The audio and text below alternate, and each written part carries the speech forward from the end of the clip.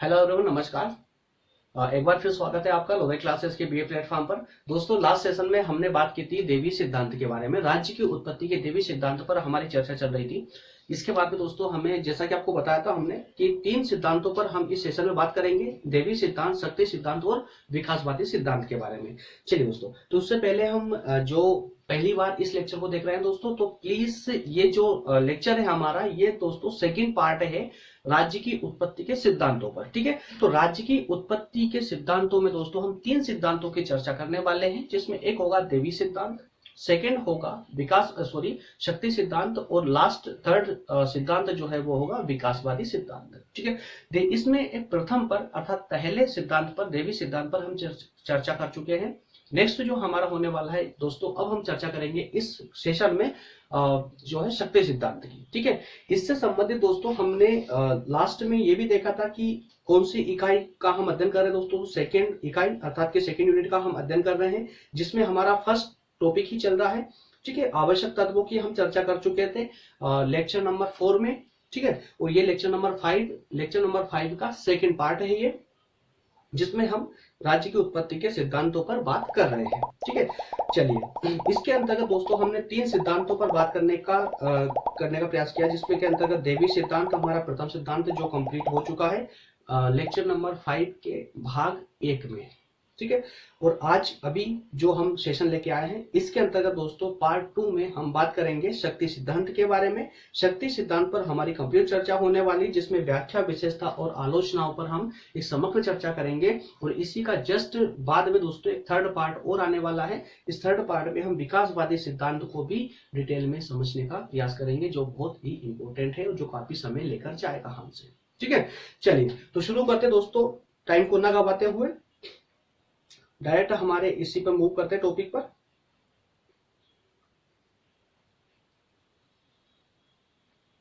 एक सेकेंड, रुकिए। शक्ति सिद्धांत, ठीक है। सेकेंड, दूसरा राज्य की उत्पत्ति के सिद्धांतों के अंतर्गत शक्ति सिद्धांत भी दोस्तों एक बहुत महत्वपूर्ण है, सिर्फ एग्जाम के पॉइंट ऑफ व्यू से। ठीक है, तो एग्जाम के पॉइंट ऑफ व्यू से और साथ ही साथ में आपकी टर्मिनोलॉजी को क्लियर करने के पॉइंट ऑफ व्यू से जो है शक्ति सिद्धांत और देवी सिद्धांत दोनों ही बहुत महत्वपूर्ण है। क्योंकि आगे का जो अध्ययन होने वाला है राजनीति विज्ञान के अंतर्गत, चाहे वो फर्स्ट ईयर का ही हो, चाहे वो सेकेंड ईयर का हो या लास्ट ईयर का हो दोस्तों, सभी में ये टर्मिनोलॉजी बहुत इंपॉर्टेंट होती है, बहुत ही आपकी मदद करती, हेल्प करती है। चलिए, शक्ति सिद्धांत से संबंधित कुछ क्वेश्चनों को हम देख लेते हैं दोस्तों। इन क्वेश्चनों के अंतर्गत राज्य की उत्पत्ति के सिद्धांत की विवेचना कीजिए। विवेचना के बारे में अर्थात व्याख्या के बारे में पूछा जा सकता है आपसे। इसके अलावा राज्य की उत्पत्ति के शक्ति सिद्धांत की विशेषताओं को बताते हुए इसका आलोचनात्मक व्याख्या कीजिए, अर्थात कि इसकी विशेषताओं को भी पूछा जा सकता है ना, और उसकी आलोचनाओं पर भी बात की जा सकती है कि आलोचनात्मक अध्ययन कीजिए, आलोचनात्मक वर्णन कीजिए। ओके, चलिए शुरू करते हैं। शक्ति सिद्धांत, शक्ति सिद्धांत को भी आप एक बेसिक तरीके से समझ लीजिए। एक बेसिक कंसेप्ट के माध्यम से हम इसको क्लियर करने का प्रयास करते हैं। उसके बाद दोस्तों हम इसको पढ़ेंगे तो हमारा पूरा कंसेप्ट कंप्लीटली क्लियर हो जाएगा। चलिए, प्रथम सबसे पहले शक्ति सिद्धांत क्या है। जिस प्रकार से हमने देवी सिद्धांत को देखा था कि ईश्वर के द्वारा किसी राज्य की उत्पत्ति हुई है, ऐसा देवी सिद्धांत के द्वारा कहा गया था। वही शक्ति सिद्धांत क्या है दोस्तों, छोटा सा कंसेप्ट है, इसको दिमाग में फिट कर लीजिए। शक्ति सिद्धांत और कुछ नहीं है। शक्ति सिद्धांत का अर्थ है कि किसी भी राज्य की उत्पत्ति ईश्वर के द्वारा नहीं बल्कि शक्ति के द्वारा हुई है। शक्ति के द्वारा किस प्रकार से कि एक समाज जो प्राचीन समय में रहती थी दोस्तों, आदि काल में रहती थी समाज, उस समाज में जो शक्तिशाली लोग थे उन्होंने निर्बल लोगों को दबाया और उन पर शासन करना प्रारंभ कर दिया। तो इनका कहने का अर्थात इस सिद्धांत का कहने का अर्थ यही है कि जो राज्य की उत्पत्ति हुई है, जो वर्तमान राज्य को हम देखते आ रहे हैं, इस राज्य की उत्पत्ति के पीछे शक्ति का विशेष महत्व है कि शक्ति के माध्यम से इस सिद्धांत की स्थापना इस राज्य की स्थापना हुई है। ठीक है, कि जो शक्तिशाली लोग थे उन शक्तिशाली लोगों ने ही जो है इस राज्य की उत्पत्ति की है, इस राज्य की नींव रखी है ना। जो निर्बल लोग थे, जो असहाय लोग थे, उन पर शासन करके एक राज्य का एक ठीक है। चलिए, तो इस प्रकार से दोस्तों ये सेशन हमारा बहुत इंपॉर्टेंट होने वाला। शक्ति सिद्धांत को हम शॉर्ट में समझने का प्रयास करेंगे। मैं प्रयास करूंगा कि इसे जल्दी से खत्म कर दूं इस सिद्धांत को, कि इतना ज्यादा इंपॉर्टेंट नहीं है लेकिन समझना ज्यादा इंपॉर्टेंट है। ठीक है, ओके। तो इस सिद्धांत के अनुसार राज्य की उत्पत्ति देवी शक्ति से नहीं बल्कि एक उच्च शक्ति से हुई है, उच्च शक्ति का परिणाम है। राज्य का उदय बलवानों द्वारा कमजोरों को अपने अधीन कर लेने से हुआ है तथा इस प्रकार न केवल शक्ति द्वारा राज्य की उत्पत्ति हुई है बल्कि शक्ति के आधार पर ही ये जीवित भी है। तो सिंपल सी बात है जो हम अभी तक डिस्कस किया है हमने, कि किसी भी राज्य की उत्पत्ति किसी देवीय शक्ति के माध्यम से नहीं बल्कि एक उच्च शक्ति अर्थात मानवीय शक्ति के माध्यम से इसकी स्थापना हुई है। इस राज्य की उत्पत्ति के पीछे दोस्तों एक शक्ति का विशेष महत्व है कि जो बलवान लोग थे उन्होंने निर्बलों को अपने अधीन करके एक राज्य की उत्पत्ति की है। ठीक है, और शक्ति ही इसका एक परिणाम है कि राज्य सिर्फ उत्पत्ति ही नहीं हुई है राज्य की शक्ति के माध्यम से, बल्कि उसी शक्ति के द्वारा ही राज्य आज संचालित होता है, आज राज्य जीवित है। अगर शक्ति नहीं होगी किसी राज्य के पास में तो शायद वो राज्य जीवित नहीं रह सकता है। कुछ बातें तो क्या होती हैं,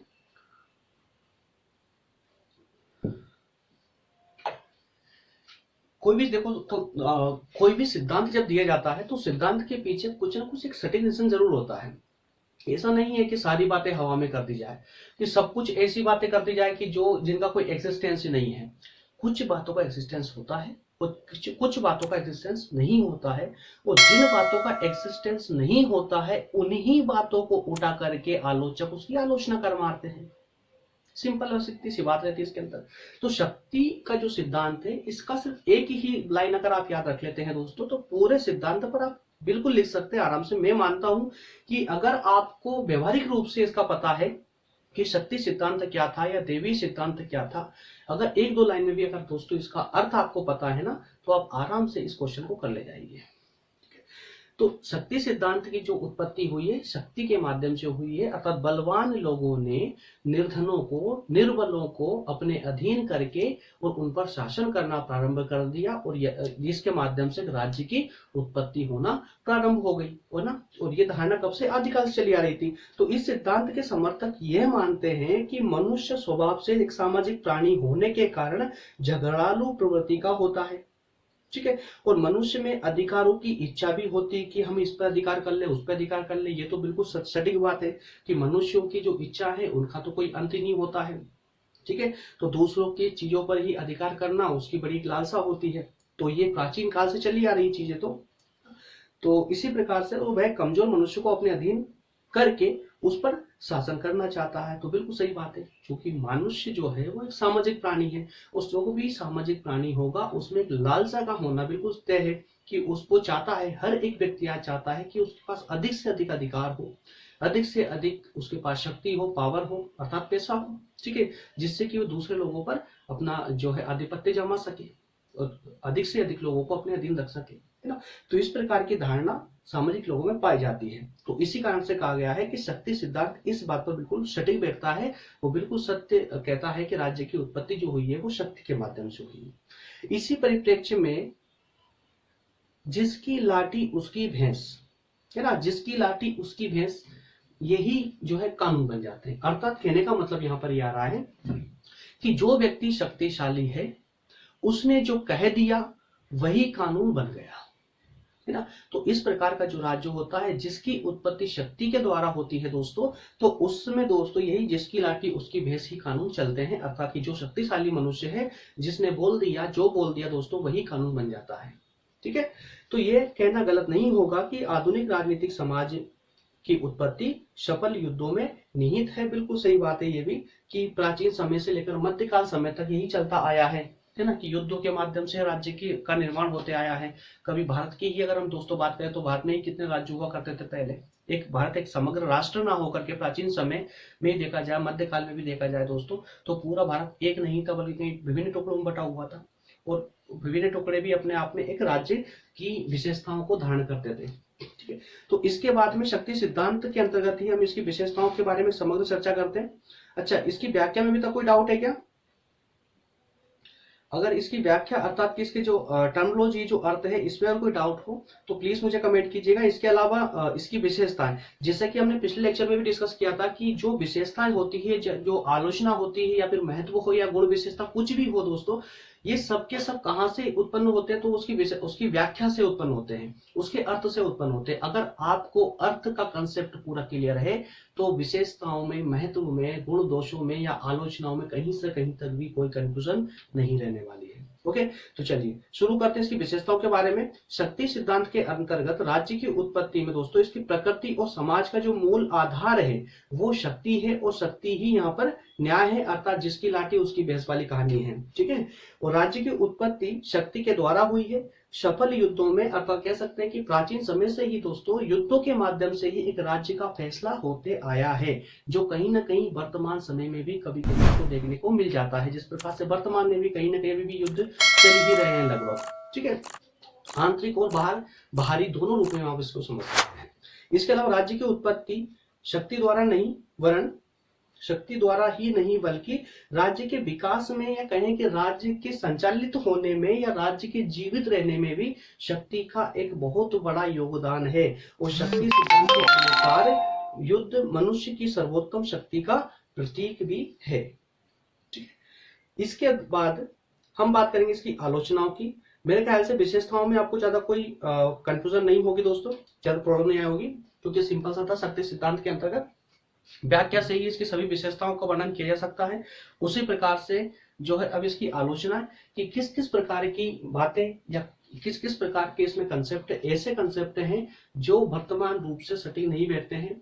आज जब हम वर्तमान राज्य की बात करें तो वर्तमान राज्य के अंतर्गत ऐसी कौन सी बातें हैं या कौन से ऐसे कंसेप्ट हैं जो वर्तमान राज्य में सटीक नहीं बैठते हैं, और जो तत्व या जो कंसेप्ट आज के समय में सटीक नहीं बैठते हैं, हम उन्हीं कंसेप्टों को उठा करके जो है उसकी आलोचना कर देते हैं। ठीक है, तो इसी प्रकार से जिन विद्वानों ने शक्ति सिद्धांत का समर्थन नहीं किया है, अर्थात कि जिन विद्वानों ने जो है शक्ति सिद्धांत की आलोचना की है, उन्होंने ऐसी कौन कौन सी बातों को सामने रखा है, किन किन बातों के माध्यम से प्रूव करने का प्रयास किया है कि शक्ति सिद्धांत आज के लिए, वर्तमान के लिए सटीक रूप धारण नहीं कर सकता है, उसी को दोस्तों हम यहाँ बोलेंगे आलोचनाएं। तो आलोचनाओं के अंतर्गत हम 7 पॉइंटों के माध्यम से, 7 तत्वों के माध्यम से भली भांति प्रकार से इसकी आलोचना को समझने का प्रयास करेंगे।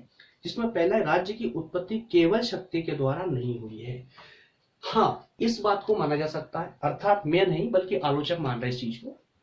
जो भी मैं यहाँ आलोचनाओं में बात कर रहा हूं दोस्तों, मैं आलोचना नहीं कर रहा हूं, बल्कि जो विद्वान थे जिन्होंने पहले आलोचना की है इस कंसेप्ट की, उनके माध्यम से मैं बोल रहा हूं। तो कहीं ना कहीं यह तो माना जाता है कि राज्य की उत्पत्ति बिना शक्ति के संभव नहीं है। राज्य की उत्पत्ति करना है तो शक्ति से ही शुरू होती है, शक्ति के माध्यम से संचालित होती है राज्य की उत्पत्ति, और राज्य संचालित भी शक्ति के माध्यम से होता है। राज्य सुरक्षित भी शक्ति के द्वारा ही रहता है, और राज्य जीवित भी शक्ति के द्वारा ही रहता है। ठीक है, लेकिन साथ ही साथ में हम ये भी नहीं कह सकते हैं कि राज्य की उत्पत्ति पूर्ण रूप से शक्ति के माध्यम से हुई हो। ये संभव नहीं है, ऐसा संभव नहीं है कि राज्य की उत्पत्ति केवल और केवल शक्ति के द्वारा ही हुई हो। ठीक है, नेक्स्ट है, राज्य का आधार केवल शक्ति नहीं, तो राज्य की उत्पत्ति केवल शक्ति के द्वारा नहीं हुई है। या केवल वर्ड लगा हुआ है, केवल शब्द है। उसी प्रकार से राज्य का आधार केवल शक्ति नहीं है, वही न्याय और नैतिकता का विरोधी भी है ये सिद्धांत। जब हम सिर्फ और सिर्फ शक्ति की बात करते हैं दोस्तों, तो शक्ति के साथ कहीं ना कहीं हम एक निरंकुशता की बात करते हैं। अगर सर्वशक्तिमान कोई राजा होता है तो 100%, 100% ये इस बात को गलत नहीं ठहराया जा सकता कि वो राजा निरंकुश नहीं हो सकता है।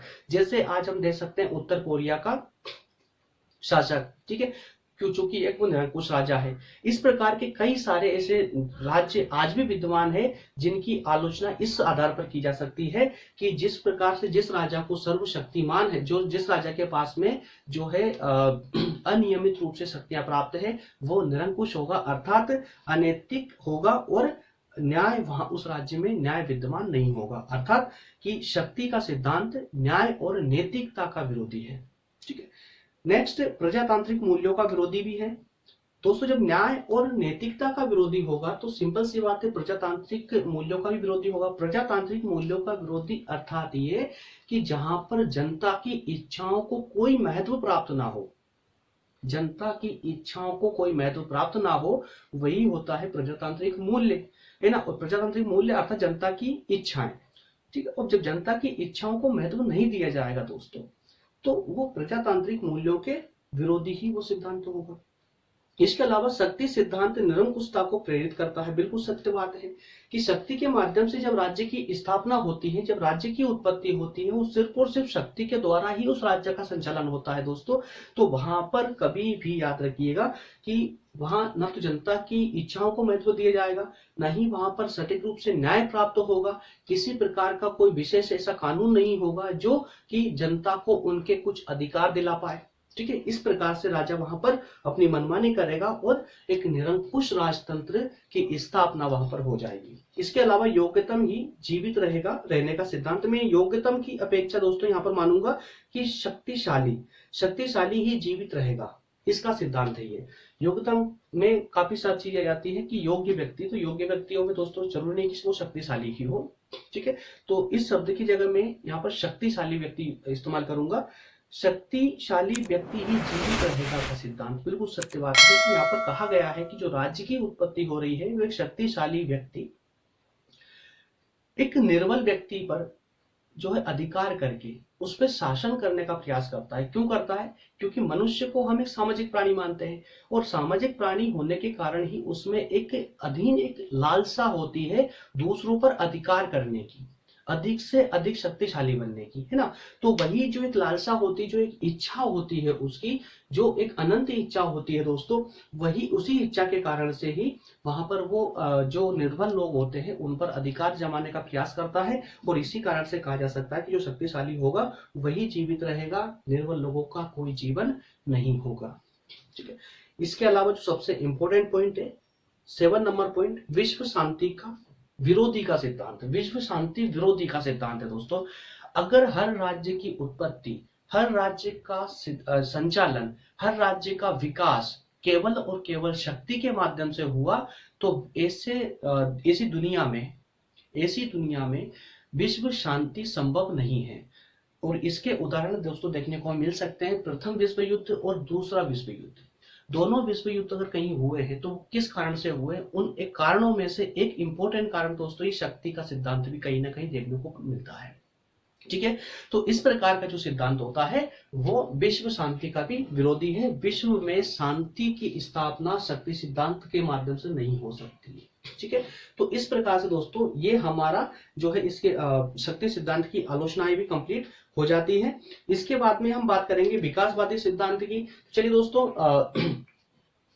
लेक्चर नंबर 5 के अंतर्गत राज्य की उत्पत्ति के विभिन्न सिद्धांतों के अंतर्गत, जिसमें हम 3 सिद्धांतों पर चर्चा कर रहे हैं, उनके अंतर्गत दोस्तों हमारा ये सेकंड भाग भी कंप्लीट होता है, जिसमें हम शक्ति सिद्धांत के बारे में भी चर्चा कर चुके हैं। इसमें अगर कोई कंफ्यूजन हो तो प्लीज मुझे कमेंट करके जरूर बताइएगा, ठीक है। और इसके बाद में जस्ट बाद हम नेक्स्ट में अभी वीडियो अपलोड होने वाला है, उस पर हम बात करेंगे विकासवादी सिद्धांत की, ठीक है। तो ये थर्ड पार्ट, लेक्चर नंबर 5 का थर्ड पार्ट ये नेक्स्ट वीडियो होने वाला है, उसमें हम विकासवादी सिद्धांत की बात करेंगे। और एक शॉर्ट में देख लेते हैं इसके अंतर्गत क्या क्या बात करने वाले हैं। सबसे पहले विकासवादी सिद्धांत में दोस्तों हम उसकी व्याख्या को समझेंगे, उसका अर्थ समझने का प्रयास करेंगे। इसके बाद में कुछ उसके महत्वपूर्ण प्रश्नों को से संबंधित प्रश्नों को देखेंगे। इसके अलावा उसकी परिभाषाओं को देखेंगे। परिभाषा के बाद में दोस्तों इसके कुछ सहायक तत्व है, उन सहायक तत्वों को जो कि बहुत इंपॉर्टेंट है कि किस प्रकार से राज्य की उत्पत्ति हुई, क्योंकि वर्तमान में जो राज्य की उत्पत्ति की जिस धारणा को अपनाया गया है वो कहीं ना कहीं विकासवादी सिद्धांत ही उसको ज्यादा जो है समर्थन मिला हुआ है, ठीक है। तो ज्यादा विद्वान जो है इसके प्रति समर्थन रखते हैं कि आधुनिक राज्य की जो उत्पत्ति हुई है वो विकासवादी सिद्धांत के माध्यम से हुई है।